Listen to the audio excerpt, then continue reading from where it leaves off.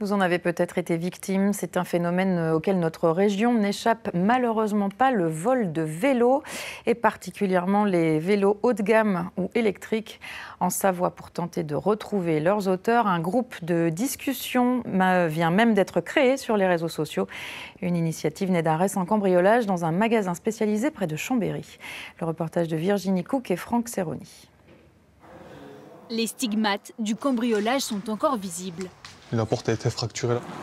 Le mois dernier, ce gérant d'un magasin de VTT s'est fait dérober 14 vélos haut de gamme pour un préjudice qui dépasse les 100 000 €. Ils ont pris tous les vélos, on va dire, en peau onéreux, électriques, de belles marques. Pour moi, c'est des connaisseurs. Ouais. Pour moi, limite, on se pose la question, ils ont dû déjà passer un magasin et choisir leur vélo. Un cambriolage éclair en pleine nuit.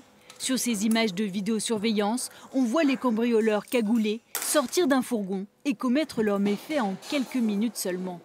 Ça, c'est les vidéos que je vois de la maison, quand l'alerte est déclenchée. Donc c'est instantané, hein. Moi je vois ça. Et là, on voit les deux individus qui ont fracturé la porte avec un véhicule qui éclaire le magasin. C'est 4 minutes maxi, le temps que le magasin soit vidé. Le cas de Maxime Dinardo n'est pas isolé. Depuis le début de l'année, ces cambriolages ont explosé dans l'agglomération de Chambéry. Alors il vient de créer un groupe Facebook pour répertorier tous les vols de vélos dans la région. Et là, pareil, il y a 4 jours, celui-ci. Là, ça c'était hier, sur Annecy. Et on voit à peu près tous les jours, il y a de la communication là-dessus. Cette habitante de Chambéry vient de se faire voler ses 2 vélos de route. Et voilà, plus de vélos. D'une valeur de 7 500 €. Ils étaient là. Cette passionnée de cyclisme avait dû prendre un crédit pour s'offrir un beau modèle. Là encore, les cambrioleurs semblaient bien renseignés. Ils ont forcé uniquement les garages qui contenaient des vélos onéreux.